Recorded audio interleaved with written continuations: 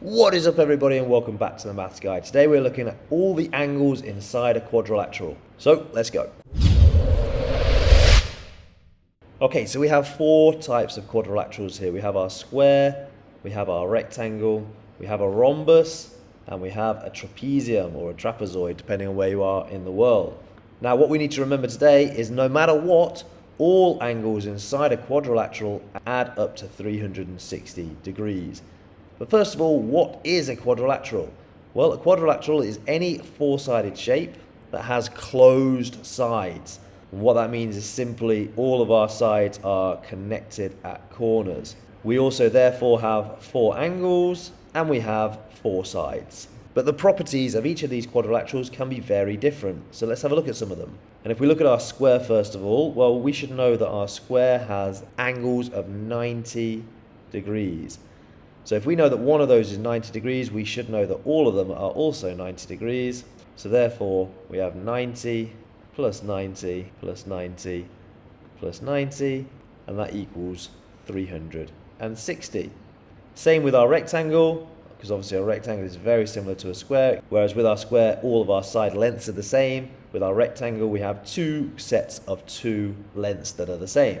So this length will be the same as this length, and this length will be the same as this length. But our angles are still the same. We have four groups of 90. So again, my total would be 360 degrees, just four lots of 90.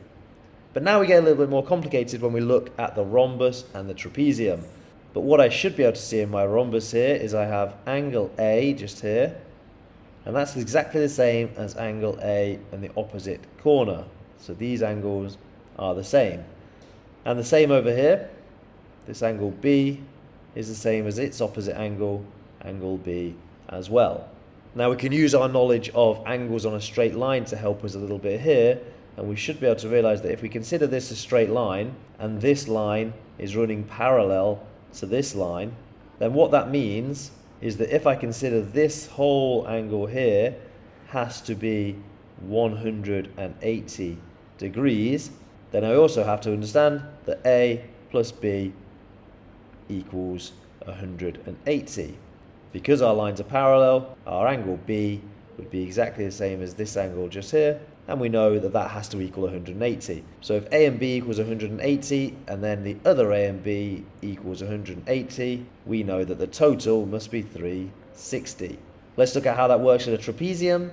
Trapezium is slightly different because now we have adjacent angles that are the same rather than opposite, which means that my angle A just here is the same as its adjacent angle just next to it, just there.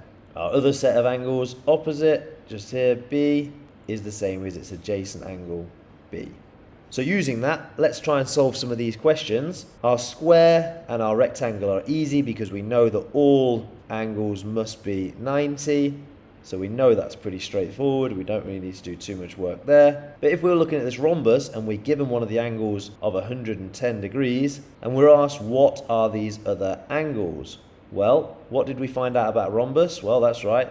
Our opposite angle is the same, so it must be 110 as well. And we know that the total must be 360. So therefore, if we get both of our angles we know, add them together, we get 220. If we subtract that away from our 360, we are left with 140. So 140 must be the combined total of my two missing angles. So if I divide that by 2, I'm left with 70. Therefore, this missing angle must be 70 degrees. Let's double check by adding them all up. 110 plus 70 is 180. 110 plus 70 is 180. The 280s together is 360. Perfect. There are other ways I could have done it. I could have looked at my 110 on here and known that because this is parallel lines, my angle adjacent must equal 180 together. So 110 plus something equals 180. Therefore, this angle would have been 70. Let's have a look at the trapezium. I'm given one angle of 75. I now know that its adjacent angle is also 75. And again, because these are parallel, I have two parallel lines. I know that the angle adjacent must equal 180. So I have 75 plus something equals 180, or if I do the inverse, 180 subtract my 75 equals 105. So my missing angles are 105 degrees. And I can double check that by just adding them all up and getting 360 degrees.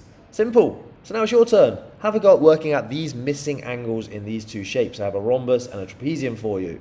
Use your knowledge now of angles inside a quadrilateral to help you solve these missing angles. Press pause on the video now. Good luck. And there you have it. That is everything you need to know about angles inside a quadrilateral. Hopefully this video was helpful for you. If it was, head on over to themathshelter.com where you're going to find everything you need to know about your age group maths.